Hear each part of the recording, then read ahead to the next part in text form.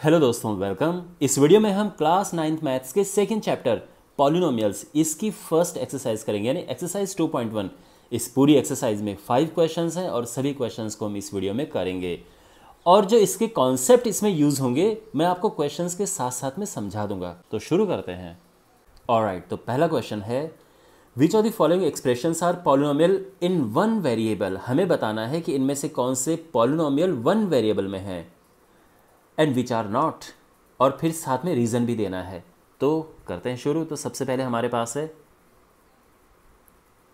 4x² - 3x + 7।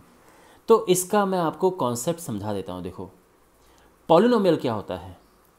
कोई भी expression, उसमें जो वेरिएबल्स होते हैं, अगर उसकी पावर होल नंबर में होती है तो उनको हम पॉलिनोमियल्स कहते हैं। तो यहाँ पे मैं लिखता हूँ, तो यहाँ पे पूरा मैंने इसका डेफिनेशन लिख दिया है।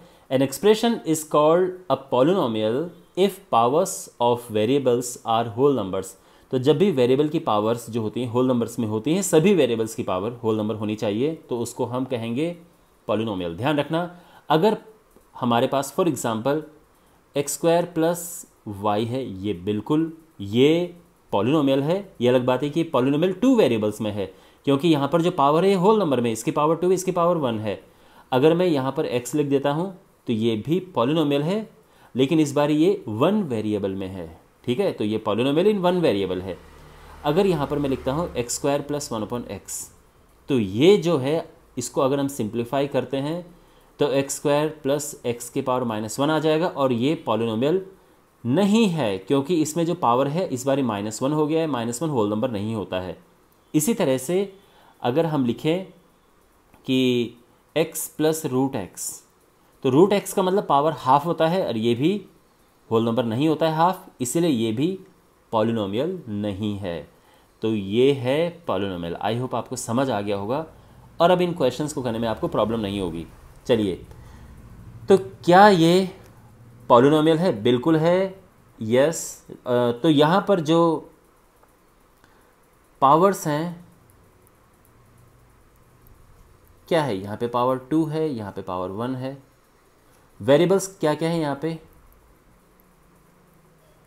तो यहाँ पे केवल एक वेरिएबल है, वो x है। तो आप देख सकते हैं ना यहाँ पर कि पावर होल नंबर में है और एक ही वेरिएबल है, यानी ये क्या है? Polynomial in 1 variable. So therefore तो यहाँ पे हम लिखेंगे सिंस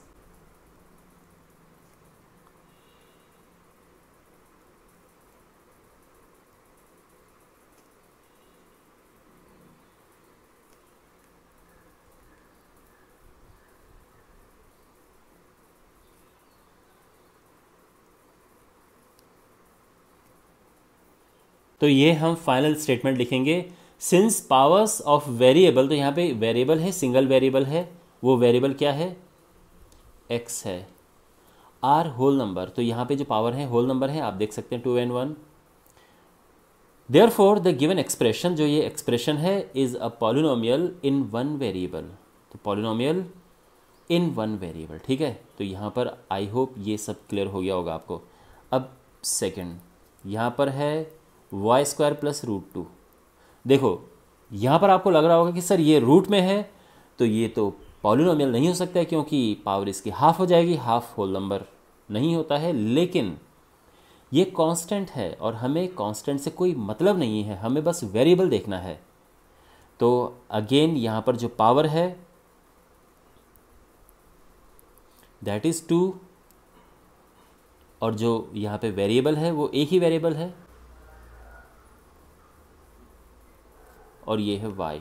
तो फिर हम यहाँ पे सेम स्टेटमेंट लिखेंगे। तो ये हमारा फाइनल स्टेटमेंट होगा, since the power of variable y, ये जो है, is a whole number, therefore the given expression is a polynomial in 1 variable. यहाँ पे केवल एक ही वेरिएबल है और पावर होल नंबर में है, तो ये पॉलिनोमियल इन 1 वेरिएबल है। अब इसका तीसरा पार्ट लेते हैं। तो ये थर्ड पार्ट है, सेम प्रोसेस हम फॉलो करेंगे। तो यहाँ पे जो पावर है वो क्या है? तो देखो, ये अगर आप लिखें तो t की पावर होता है हाफ। यहाँ पर t जो है वो ठीक है, तो जो पावर्स यहाँ पर हैं, ये एक हाफ है और दूसरा वेरिएबल की पावर 1 है। तो ये हाफ है, ये 1 है। अच्छा यहाँ पे वेरिएबल क्या है, ये t है। ओके, तो यहाँ पर आप देख सकते हैं कि जो पावर है ये होल नंबर में नहीं है, एक है बट सभी को होल नंबर में होना चाहिए, यानी ये पॉलिनोमियल है ही नहीं। तो फिर हमारा स्टेटमेंट होगा, हम यहाँ पर लिखेंगे since powers of variable are not whole number. तो देखो ये जो हाफ है ये होल नंबर नहीं है, therefore given expression is not a polynomial. Clear. Next है y प्लस 2/y। अगर हम इसको सिंप्लीफाई करके लिखें प्रॉपर वे में तो y की पावर -1 हो जाएगा। यहाँ पर जो पावर्स हैं एक तो 1 है, ठीक है, लेकिन दूसरी पावर -1 है वेरिएबल की। इसमें वेरिएबल क्या है, इसमें वेरिएबल है y।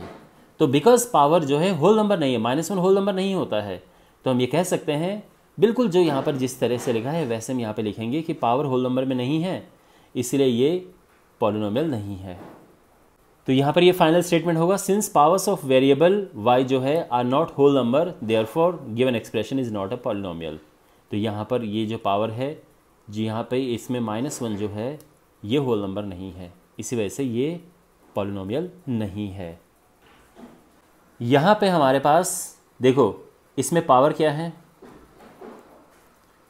तो जो पावर्स है वो है 10, 3, 50, नो प्रॉब्लम, ये पॉलिनोमियल तो बिल्कुल है। वेरिएबल यहाँ पर क्या क्या है, तो x वेरिएबल है, y वेरिएबल है, t वेरिएबल है। तो देखो इसका आंसर होगा नो, यानी क्वेश्चन में क्या पूछा गया है, क्वेश्चन में पूछा है कि हमें बताना है कि variable in polynomial in one variable, ये पॉलिनोमियल तो है बट ये 1 वेरिएबल में नहीं है। सो हम ये कहेंगे कि this is since it has 3 variables, therefore the given expression is not a polynomial in 1 variable। ठीक है, तो ये हमारा फाइनल स्टेटमेंट हो जाएगा। तो आई होप आपको समझ आ गया होगा। तो यहाँ पर जो हमारे पास क्वेश्चन था कि इसमें कौन से पॉलिनोमियल इन 1 वेरिएबल हैं, तो ये बिल्कुल था, ये नहीं और ये नहीं। ये क्यों नहीं था, क्योंकि इसमें जो वेरिएबल है इसकी पावर होल नंबर नहीं है, यहाँ पे वेरिएबल की पावर होल नंबर नहीं है, और ये पॉलिनोमियल तो है पर ये 1 वेरिएबल नहीं है, बाकी ये दोनों पॉलिनोमियल हैं। तो आई होप आपको ये सोल्यूशन समझ आ गया होगा। क्वेश्चन नंबर 2 है, right the coefficients of x square in each of the following. देखो कोएफिशिएंट क्या होता है, सपोज दैट यहाँ पर लिखा है 4x³ minus 2x² plus x plus 6। तो यहाँ पर अगर मैं आपसे पूछूं कि कोएफिशिएंट ऑफ x³ क्या है, तो आप क्या कहेंगे, 4 कि x³ के साथ किसका मल्टीप्लाई हो रखा है। ये देखो आप, अगर मैं आपसे पूछूं कि कोएफिशिएंट ऑफ x² क्या है, तो यहाँ पे x² के साथ क्या मल्टीप्लाई हो रखा है, -2। कोएफिशिएंट ऑफ अगर हमें x बताना है तो x के साथ क्या मल्टीप्लाई है, तो कोई नंबर यहाँ पे दिख नहीं रहा, तो इसलिए हम इसको 1 लेकर चलते हैं, ठीक है ना। यहीं पे अगर मैंने आपसे ये पूछा कि कोएफिशिएंट ऑफ x की पावर 4 क्या है, तो यहाँ पर आपको x की पावर 4 के दिख रहा है, नहीं है, तो इसीलिए वो 0 होगा। तो ये बेसिक कॉन्सेप्ट है, इसको माइंड में लेके चलना, और अब इन क्वेश्चंस को करते हैं। तो फर्स्ट पार्ट है, और इसको हम किस तरह से लिखेंगे, हम लिखेंगे कि coefficient of x square in 2 + x² + x is, ठीक है, इस तरह से लिखेंगे। कभी आपके पास क्वेश्चन आता है कि इसका कोएफिशिएंट बता, आपको लिखना है coefficient of x² in this is, अब क्या है, x² के साथ में क्या लगा है, 1 का साथ में मल्टीप्लाई हो रखा है, तो ये 1 है। ओके, सेकेंड, तो इसी तरह से हम लिखेंगे coefficient of x² in 2 - x² + x³। तो यहाँ पे x² के साथ में -1 का मल्टीप्लाई है, तो ये है -1। थर्ड, तो coefficient of x² in this, इसमें x² का कोएफिशिएंट क्या है, क्लियरली आप देख सकते हैं π/2। And fourth part, coefficient of x² in this is, तो इसमें x² तो है ही नहीं, इसलिए इसका कोएफिशिएंट 0 होगा। ठीक है, क्लियर। अच्छा, आप मुझे यहाँ पर, ये क्वेश्चन में पूछा नहीं है, बस जस्ट एक्स्ट्रा नॉलेज के लिए आप मुझे बताओ कि कोएफिशिएंट ऑफ x इनमें क्या है। कोएफिशिएंट ऑफ x अगर हमें बताना हो तो इसमें कोएफिशिएंट ऑफ x क्या है, तो इसमें 1 है, बिल्कुल सही। इसमें क्या है कोएफिशिएंट ऑफ x, तो यहाँ पे x तो है ही नहीं, तो इसलिए 0 होगा। इसमें कोएफिशिएंट ऑफ x क्या है, 1 है। इसमें कोएफिशिएंट ऑफ x क्या है, √2 है, ठीक है ना, क्योंकि √2 का इसके साथ मल्टीप्लाई है, यहाँ पे 1 का मल्टीप्लाई था इसके साथ, इसलिए इसका कोएफिशिएंट 1 है। ऑलराइट, क्वेश्चन नंबर 3 है, give one example each of binomial of degree 35 and a monomial of degree 100। तो हमें एग्जाम्पल देना है सबसे पहले अ बाइनोमियल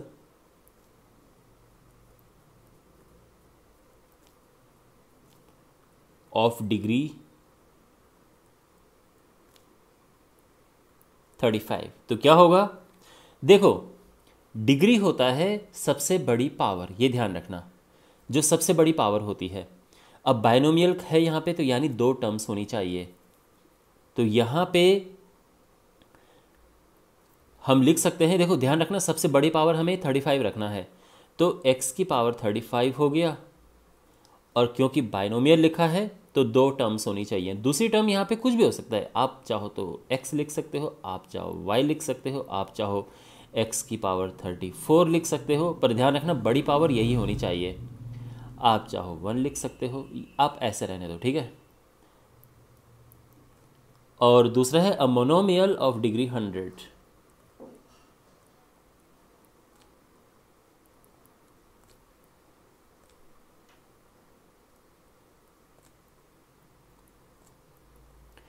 तो यहाँ पे हमारे पास मोनोमियल का मतलब एक टर्म होनी चाहिए, जैसे बाइनोमियल में 2 टर्म्स होती हैं, मोनोमियल में जस्ट एक टर्म होती है, और उसकी पावर 100 होनी चाहिए।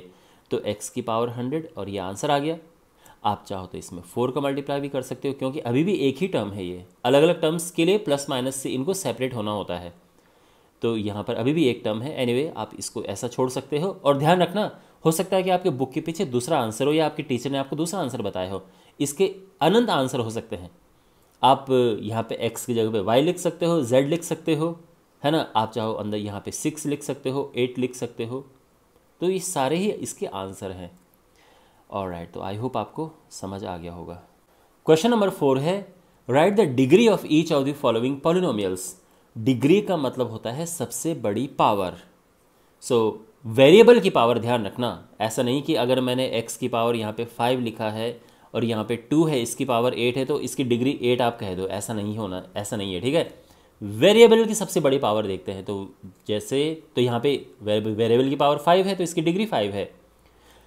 इनमें जो वेरिएबल है, यहाँ पे भी वेरिएबल है, यहाँ पे भी वेरिएबल है, यहाँ पे भी वेरिएबल है। यहाँ पे x की पावर 3 है, ये 2 है, ये 1 है। सबसे बड़ी पावर क्या है, सबसे बड़ी पावर 3 है, तो इसका मतलब इसकी डिग्री हो गई 3।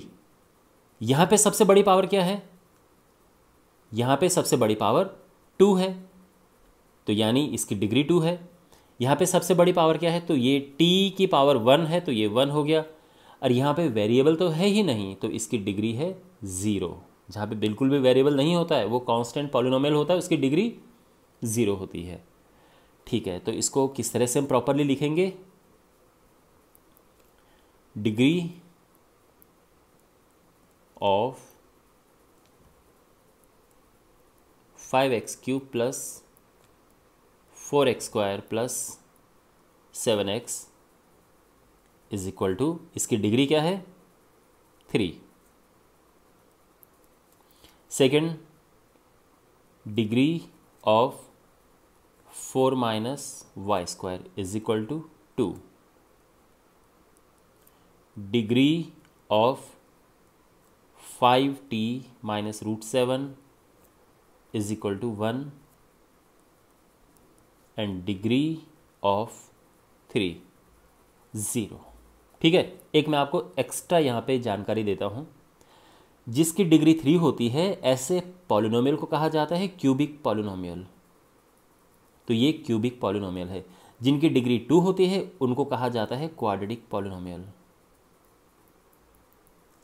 जिनकी डिग्री 1 होती है उनको लीनियर पॉलिनोमियल कहते हैं, और जिनकी डिग्री 0 होती है उनको कांस्टेंट पॉलिनोमियल कहते हैं।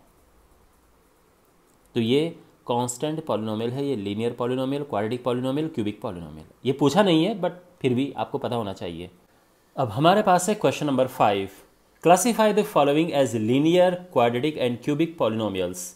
तो यहाँ पर हमें बताना है कि कौन सा लीनियर है, कौन सा क्वाड्रेटिक, कौन सा क्यूबिक है। तो देखो पिछले क्वेश्चन में वैसे मैंने आपको ये जानकारी दे दी थी, मैं फिर से यहाँ पे बता देता हूँ कि ये सब डिपेंड करता है कि डिग्री क्या है। अगर किसी पॉलिनोमियल की डिग्री 1 है तो उसको हम कहते हैं लीनियर पॉलिनोमियल। अगर किसी की डिग्री 2 है तो वो हो जाएगा क्वाड्रेटिक। अगर किसी पॉलिनोमियल की डिग्री 3 है तो वो क्यूबिक पॉलिनोमियल। और अगर किसी पॉलिनोमियल की डिग्री 0 है तो उसको हम कांस्टेंट पॉलिनोमियल कहते हैं।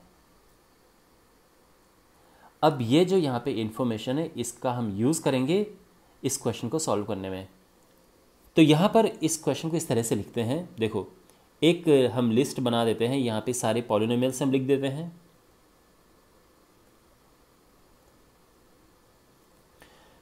और इन पॉलिनोमियल्स की जो डिग्री है वो हम यहाँ पे लिख देंगे, और फिर किस टाइप का पॉलिनोमियल है वो हम इस कॉलम में लिख देंगे। ठीक है, तो यहाँ पर सबसे पहले है हमारे पास x² + x, इसकी डिग्री है 2 और तो इसी वजह से ये हो गया क्वाड्रेटिक।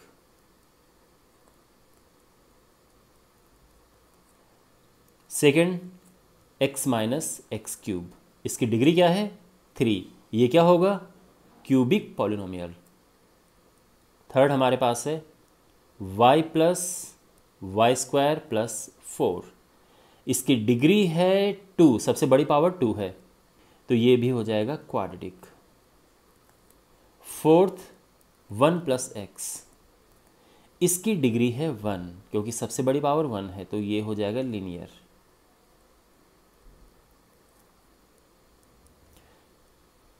फिफ्थ है 3t, इसमें वेरिएबल t है, इसकी पावर 1 है तो यानी डिग्री 1 हो गई और ये भी हो गया लीनियर पॉलिनोमियल। सिक्स्थ r², इसमें वेरिएबल r है, इसकी पावर 2 है यानी डिग्री 2 है और ये भी क्वाड्रेटिक पॉलिनोमियल। सेवंथ 7x³ और इसमें वेरिएबल x है, इसकी पावर 3 है, डिग्री इसकी 3 हो गई और ये है cubic polynomial. Okay, I hope ये सोल्यूशन आपको समझ आ गया होगा और इसी के साथ इस एक्सरसाइज का समापन होता है। मैं उम्मीद करता हूँ कि आपके सारे क्वेश्चन समझ आए होंगे अच्छे से। कोई डाउट हो कमेंट बॉक्स में पूछना। मिलते हैं अगले वीडियो में, टेक केयर।